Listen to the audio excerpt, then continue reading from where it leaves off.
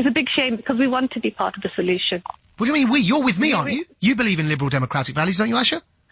I am a conservative Muslim. I do believe in democratic values, but I don't completely agree with the liberal values because I consider homosexuality to be sinful. No, but that's fine. You don't want to enforce your opinion on others, though, do you?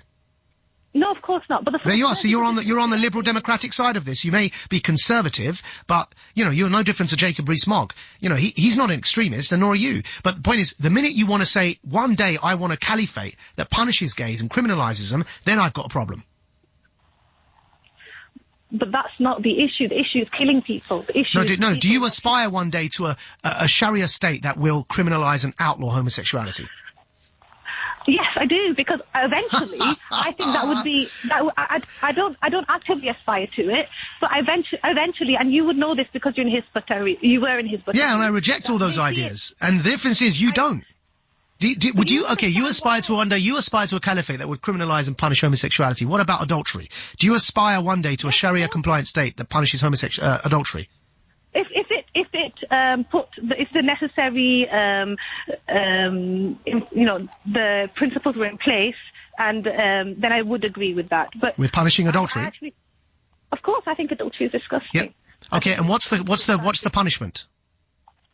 Okay, so. Look, as someone who's grown up in this country... No, don't look me, Aisha. If those ideal Sharia conditions are met, as you've just said, what should the punishment for adultery be? I'm not trying to evade your question. Stoning to death. I'm not trying to evade your question. You believe in stoning people to death?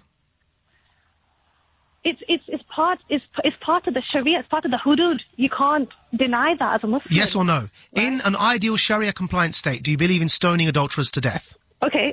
I will answer your question if you agree that those actual,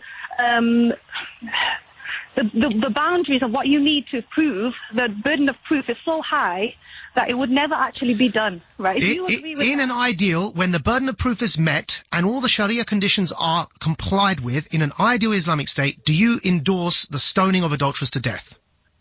Yes, but in principle, however, I don't believe that it would ever happen because the burden of proof is so high.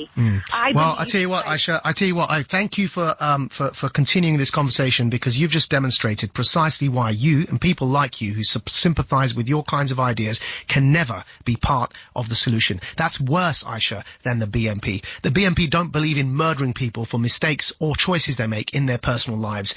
Sometimes they're not even mistakes, like so-called apostasy laws and blasphemy laws and punishing people for leaving the religion. That's free choice.